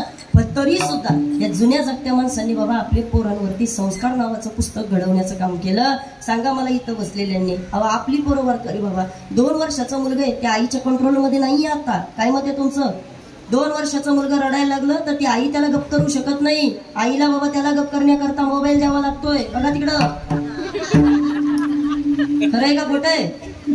हा, काय ताकद होती बाबा त्या जुन्या माणसांच्या प्रेमामध्ये. हा बाबा, त्या जुन्या जगत्या लोकांनी त्यावेळेला काय कलावतीबाईंकडे मोबाईल होता का पोरांना सांभाळायला? सांगा पटकन, काय होतं त्या वेळेला? मंदाताईला विचारा, बेबीताईला विचारा, कधीतरी आमच्या आता बाबा या ठिकाणी तुम्ही चंद्रकांत दादांना विचारा, कसं काय आहे ना बाबा या पोरांचा सांभाळ केला असेल, कसं काय मुलांना जीव लावला असेल. तर त्याच्या मागचं कारण फक्त एकच आहे, ते म्हणजे लेकुराचे हित वाहे माऊलीचे चित्त, वाहे माऊलीचे चित्त.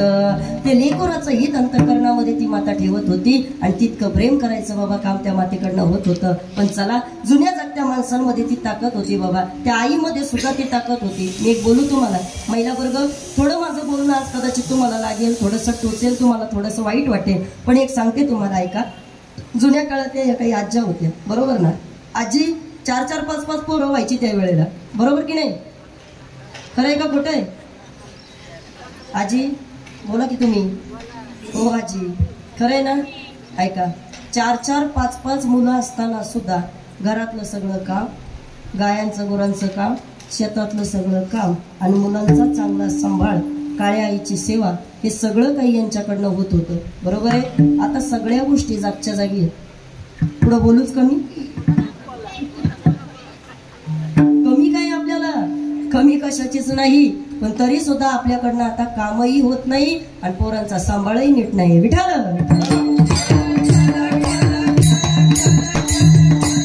ऐका, आता मी बोलेल तुम्हाला, फक्त पहा. माझं बोलणं कधी कधी बाबा लोकांना फार टेन्शन देऊन जातं, पण आता करायचं तरी काय? जे खरं आहे ते बोललं पाहिजे. उगाच स्तुती करायची, डायऱ्या भरवायचं त्यातली तर मी कीर्तनकार अजिबातच नाही.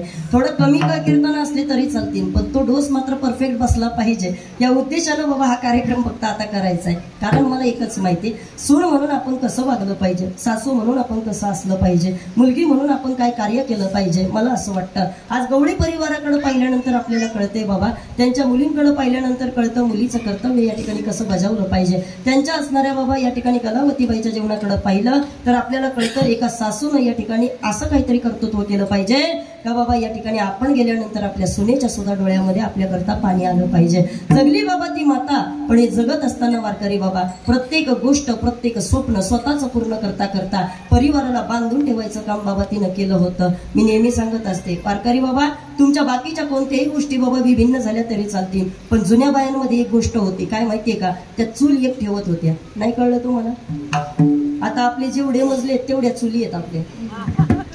हा, कारण कोणीच कुणाबरोबर पटून घ्यायला तयार नाही. पण त्या काळामध्ये 25-25, 30-30 माणसांचं कुटुंब बाबा या लोकांनी एकत्र बांधून ठेवलं होतं. अशी काय कला त्यांच्याकडे होती, असं कोणतं शिक्षण त्यांनी घेतलेलं होतं वारकरी बाबा? त्यांनी फक्त धाकामध्ये जीवन जगायचा प्रयत्न केला होता आणि आपल्या आई वडिलांकडनं आलेल्या संस्काराच्या शिदोरीवरती जपत असताना बाबा या परिवाराला एकत्र बांधून ठेवायची ही स्वप्न त्यांनी पूर्ण करून दाखवली. म्हणून तर आज बाबा कळत नकळत प्रत्येकाच्या डोळ्यामध्ये या आई करता पाणी येत आहे. चला मी बोलेल तुम्हाला, पहा, हे पाणी येण्यामागचं कारण एकच आहे. काय तर ते माऊलीचं चित्त अंतःकरणामध्ये आहे. गार हिंडते आकाशी पण चित्त तिचे तिलापाशी. बाबा किती जरी उंच उंच पाखरं आपली उडायला लागली, किती जरी बाबा आकाशाला गवसणी त्यांनी घातली आणि किती जरी मोठी बाबा यांची कर्तृत्व झाली, पण तरी सुद्धा आई करता लेकरू लहान ते लहानच ना, आई करता बाबा बाळ ते बाळच ना. अजून पुढे बोलू का बाबा, जगाकरता पोरं मोठी होतात, आई करता मोठी होतात का? मला तुमचं माहित नाही, पण मला कितीतरी वेळेला माझ्या आईनं असं मागून टोचलेले, हे आश्विन कीर्तनकार तिकडं बाहेर, असं मला कितीतरी वेळा बडबड केली. प्राचीताई तुम्ही घरी आल्यावर बोलत असेल ना माझी आई किती वेळा. हा, म्हणजे हे का, आई ती शेवटी आई असते. तिला लेकरं किती जरी मोठी झाली वारकरी बाबा, पण तिला ती मोठी झाल्यासारखी वाटत नाही. 9 महिन्याचं सिनियर नातं जिच्या बरोबर आपलं जपलं जातं ते नातं म्हणजे आपल्या आईचं नातं आहे. बाबा जन्माला येण्याच्या अगोदर पासून तिच्याने आपली नाळ जोडली जाते. आणि अजून बोलू का तुम्हाला वारकरी बाबा, ऐका, या नाळेमध्ये इतकी ताकद असते का तिची जागा या जगामध्ये कोणी सुद्धा घेऊ शकत नाही. आणि म्हणून तुकोबारायांनी सांगितलं वारकरी बाबा, लेकुराचे हित वा हे माऊलीचे चित्त. मग अजून ताई काय आहे या आईचं अंतःकरण? मग तुकोबारायांनी अभंगाच्या 2ऱ्या चरणामध्ये त्या आईचं अंतःकरण सांगितलं. ऐसी कळवळ्याची जाती, ऐसी कळवळ्याची जाती, ऐसी कळवळ्याची जाती, ऐसी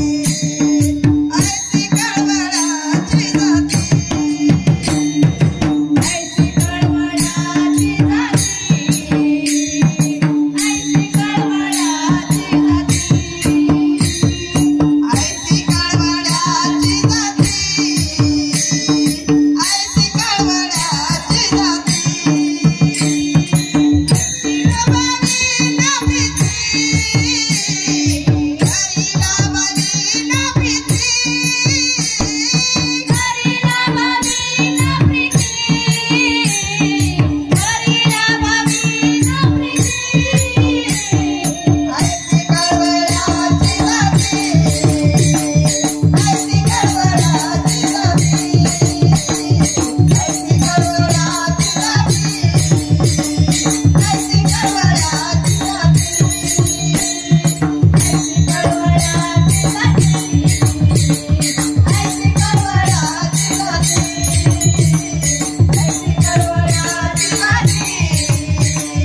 ऐसी कळवळ्याची जाती,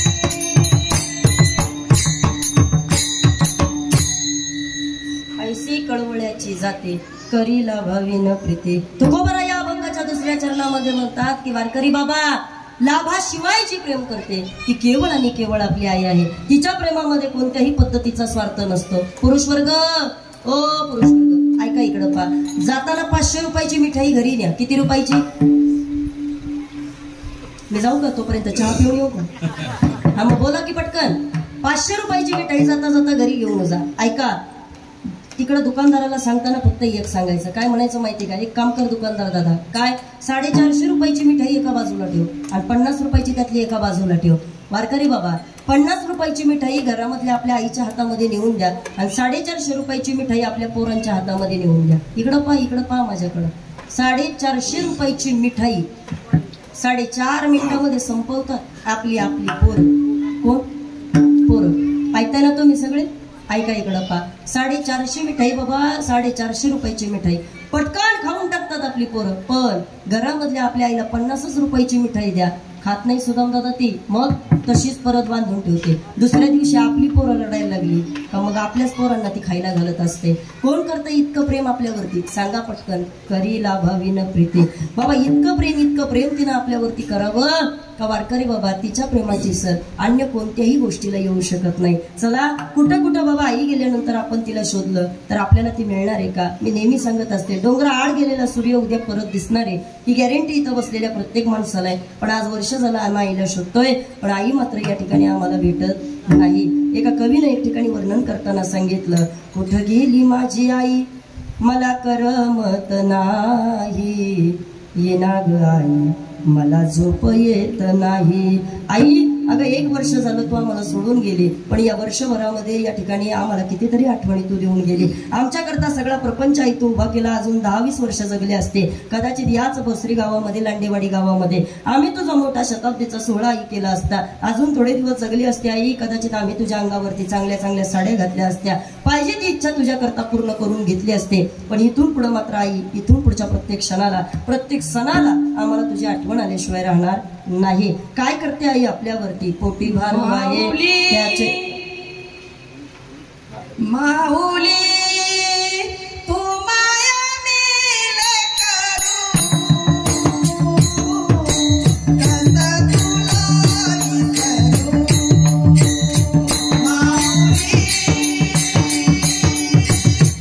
माया मिले करू कसं तुला विसरू.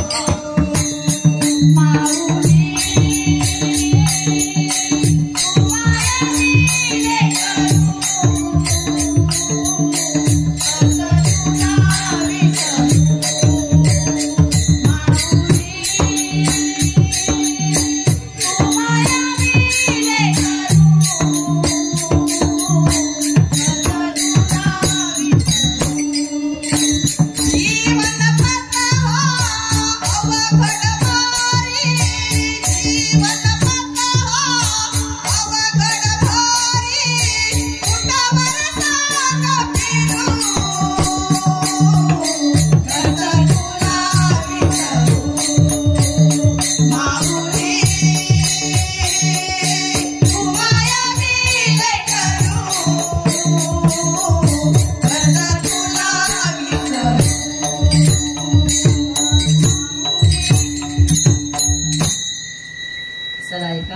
बाबा कसं तिला आपण विसरणार हाही मोठा प्रश्न आहे. कारण पोटी भारव आहे त्याचे सर्वस्व हीच आहे. बाबा तुकोबरा या अभंगाच्या 3ऱ्या चरणामध्ये सांगतात जिनं पोटामध्ये भार व्हायला पुरुष वर्ग 1 किलोची वीट घेऊन जा आणि 1 किलोची वीट पोटाला बांधा. स्वामी विवेकानंदांना एकाने प्रश्न विचारला होता, विवेकानंद आईचं प्रेम जगामध्ये काय असतं आम्हाला तुम्ही सांगू शकता का? विवेकानंदांनी उत्तर देताना सांगितलं होतं, दादा 1 किलोची वीट तुम्ही पोटाला बांधा आणि पोटाला बांधून फक्त दिवसभर तुम्ही कामं करा. बांधली बाबा त्या असलेल्या शिष्यानं ती वीट पोटाला आणि शिष्यानं पोटाला वीट बांधल्यानंतर दिवसभर इकडून इकडं करत होता. जमलं नाही दुसऱ्या दिवशी ओरडत आला. म्हटलं स्वामी आईचं प्रेम विचारलं पोटाला वीट बांधायला लावली याच्या मागचं कारण काय? स्वामीने उत्तर देताना सांगितलं, दादा अरे 1 किलोची 1.5 किलोची वीट तुला या ठिकाणी पोटाला बांधून दिवसभर काम करता येत नाही रे.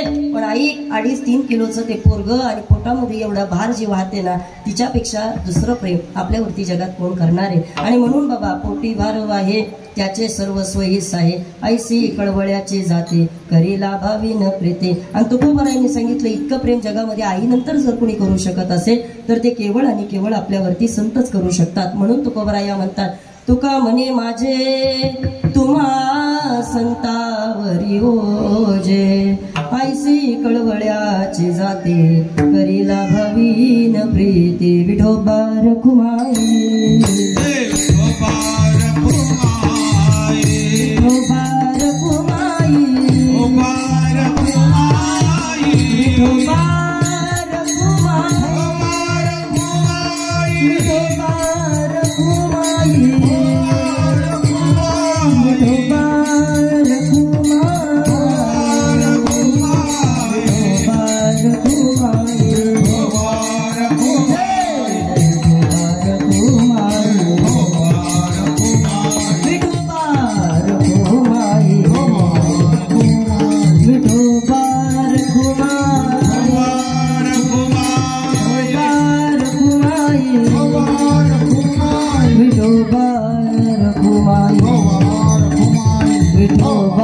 कुमाई गोपाल कुमाई जय जय गोपाल कुमाई जय जय गोपाल कुमाई जय जय गोपाल कुमाई ताई वंद सर्वांनी जय जय गोपाल कुमाई जय जय गोपाल कुमाई जय जय गोपाल कुमाई गोपाल कुमाई जय जय गोपाल कुमाई जय जय गोपाल कुमाई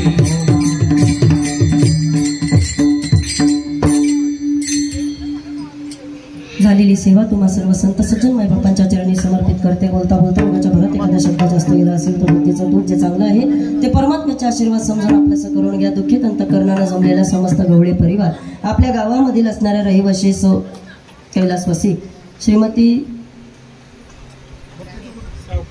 कलावती हिरामन गवळी यांना आपल्यामधनं जाऊन या ठिकाणी आज 1 वर्ष पूर्ण होते. मागे जो काही परिवार ही माता सोडून गेले त्यामध्ये आमचे असणारे चंद्रकांत दादा असतील. एका मुलाचं जाणं आपल्या पतीचं जाणं खऱ्या अर्थानं या मातेनं पाहिलं, पण एवढं काही दुःख या ठिकाणी पाहत असताना कसं बसं स्वतःला सावरत या ठिकाणी आपल्या नातवंडांकडे या मातेनं पाहावं आणि मग नातवंडांकडे सुनांच्या प्रेमाकडे पाहून या ठिकाणी ही माता खऱ्या अर्थानं 80 वर्षाचा कालखंड तुमच्या आमच्यामध्ये जगली. आले देवाजीच्या मनात तेथे कोणाचे चाले ना, या उक्तीप्रमाणे कधी ना कधीतरी मृत्यूलोकाचा निरोप घ्यावा लागतो. कारण वारकरी बाबा या ठिकाणी मृत्यूलोक हा आपल्याला सोडावा लागतो. ज्ञानोबराया म्हटले उपजेते नाशे नाशिले ते पुनरुपे दिसे, हे घटिका यंत्र जैसे परिभ्रमेगा. बाबा हे कधी ना कधीतरी चक्र थांबत असतं. तशाच पद्धतीनं खऱ्या अर्थानं या परिवारामधलं हे माता जाण्याचं दुःख आहे. अर्थात या ठिकाणी बेबीताई असतील, आमच्या मंदाताई असतील, साहजिक आहे प्रत्येकाला हे दुःख होणं स्वाभाविक आहे. त्यांची नातवंड असतील. आतापर्यंत आजीनं आमच्यावरती प्रेम केलं. मी नेहमी सांगत असते, दुधापेक्षा दुधाच्या साईवरती जसं प्रेम आपलं जास्त असतं, अगदी त्याच उक्तीप्रमाणे आपल्या स्वतःच्या लेकरांपेक्षा सुद्धा लेकरांच्या लेकरांवरती नातवंडांवरती आपलं प्रेम जास्त असतं. आणि म्हणून या ठिकाणी चांगल्या नातवंडांवरती प्रेम करायचं काम या ठिकाणी या मातेनं केलेलं आहे. आज वर्ष झालं ही माता तुम्हाला आम्हाला सोडून गेली, पण साहजिक खऱ्या अर्थानं ज्यांचा खास आग्रह होता आजीच्या असणाऱ्या सुनबाई, त्या म्हटल्या ताई अगदी आमच्या आईसारखं दुःख या ठिकाणी आम्हाला आज खऱ्या अर्थानं झालेलं आहे. सासूनं कधी सासूची भूमिका बजावली नाही, तिनं आईसारखंच आम्हाला या ठिकाणी प्रेम करायचं काम केलं. आणि म्हणून या ठिकाणी एका आईच्या जाण्यानं जे काही दुःख झालंय ते प्रगतीताईंच्या चेहऱ्यावरनं आम्हाला देखील कळालं. आणि म्हणून या ठिकाणी प्रगतीताई असतील, चंद्रकांत दादा असतील, आमच्या असणाऱ्या दुसऱ्या ताई असतील, त्यांच्या विनंतीला मान देऊन आज खऱ्या अर्थानं इथं येणं झालं. त्या निमित्तानं खऱ्या अर्थानं या गवळी परिवाराच्या दुःखामध्ये सहभागी होण्याची संधी या ठिकाणी मला प्राप्त झाली. म्हणून निश्चितच गवळी परिवाराचे ऋण व्यक्त करते. कार्यक्रमाकरता आपल्याला बराच उशीर झालेला आहे, पण या ठिकाणी कार्यक्रमाकरता आदरणीय सुदामदादा, आमच्या सगळ्या महिला भजनी मंडळ आणि हरिभक्त परायण आमच्या असणारे लाडके आप्पा, त्यानंतर आदरणीय हरिभक्त परायण महिला भजनी मंडळ माने पाटील महिला भजनी मंडळ या ठिकाणी अत्यंत गोड 7 महिलांची आपल्याला लाभलेली आहे. आदरणीय हरिभक्त परायण दिगंबर महाराज देसाई यांनी उत्कृष्ट अशी आपल्याला पखवाजाची या ठिकाणी साथ केली. साऊंड सिस्टीमची गोड असणारी साथ. या ठिकाणी राजकीय क्षेत्रातील बरीचशी मंडळी या कार्यक्रमाला आवर्जून उपस्थित राहिलेली आहे. सर्वांच्या चरणी या ठिकाणी नतमस्तक होते. बोलण्याकरता तुम्हालाही थोडा वेळ दिला जाणारच आहे, कारण तुमची या ठिकाणी श्रद्धांजली या मातेच्या चरणी जाणं अत्यंत गरजेचं आहे. आईनं आतापर्यंत केलेल्या आठवणींकरता तुम्ही आम्ही सर्वजण जमलो आणि त्यातनं या ठिकाणी उतराई होता यावं याकरता ही कीर्तनरूपी सेवा तुम्ही सर्वांनी माझ्याकडे सुपूर्त केली. म्हणून निश्चितच या ठिकाणी पुनश्च एकदा गवळी परिवाराच्या ऋणामध्ये कायमस्वरूपी आम्ही राहू ही या ठिकाणी मी खऱ्या अर्थानं श्रद्धांजली अर्पण करते. आणि आईनं केलेल्या कर्मधर्म संयोगानुसार हिंदू धर्माच्या संस्कृतीमध्ये जे 16 प्रकारचे संस्कार जीवावरती केले जातात, पैकी आजचा असणारा वर्ष श्राद्ध हा अत्यंत महत्त्वाचा विधी मानला जातो. 1 वर्षभर आत्मा या ठिकाणी इतरत्र या ठिकाणी भटकत असतो, सूक्ष्म रूपानं परिवारामध्ये पाहत असतो आणि आजच्या दिवशी खऱ्या अर्थानं शेवटचा नैवेद्य अर्पण झाला. सगळी माणसं या ठिकाणी जमा झाली का मग या ठिकाणी त्यात गेलेली जी व्यक्ती आहे ती खऱ्या अर्थानं संतृप्त होत असते आणि मग या ठिकाणी उत्तरायणाची पर्वणी जठराग्नी तृप्त झालेला आहे. या मातेला एक चांगलं मरण या ठिकाणी आलं, एक चांगला कालखंड बाबा या मातेनं पाहिला. कारण सगळे सण आपले म्हणजे हिंदू धर्मातले होऊन जातात. ते रामनवमी, हनुमान जयंती, गुढीपाडवा सगळे सण पाहून या मातेनं आपला देह खऱ्या अर्थानं ठेवलेला आहे. आज असणारा तो पवित्र दिवस या ठिकाणी आहे आणि म्हणून वर्षभरानंतर का होईना आपल्या संपूर्ण गवळी परिवाराचे आत्पेष्ट नातेवाईक, मित्रपरिवार, सगळे सोयरे, त्यांचे असणारे नातलं या ठिकाणी मातेच्या चरणी श्रद्धांजली अर्पण करण्याकरता आपण जमलो. त्याबद्दल परिवाराच्या वतीनं देखील या ठिकाणी तुमचे सर्वांचे आभार. आमच्या भगिनी प्राचीताई उलावडे आणि आमच्या त्यांची असणारी या ठिकाणी सहभगिनी आदरणीय हरिभक्त परायण रुपालीताई नाणेकर युट्यूबच्या माध्यमातून या ठिकाणी ही सेवा या ठिकाणी रेकॉर्ड करण्यात आलेली आहे. चला म्हणून या ठिकाणी ताईचे देखील आभार व्यक्त करते. काही जुने जागते वारकरी माझ्या समोर मागे बसलेले आहेत, त्यांचे देखील या ठिकाणी आभार व्यक्त करते आणि सेवा या ठिकाणी प्रभूच्या चरणी समर्पित करते. न्यूनते पुरते अधिकते सरते करुण घ्यावे ते तुमते विनवीत असे. ज्ञानेश्वर माऊली ज्ञानराज माऊली तुकाराम माऊली ज्ञानेश्वर माऊली ज्ञानराज माऊली तुकाराम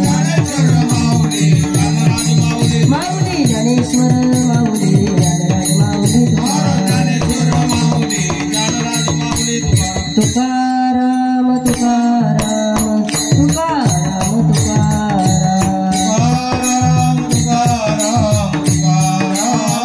टाळी टाळी टाळी तुकाराम तुकाराम तुकाराम तुकाराम तुकाराम तुकाराम तुकाराम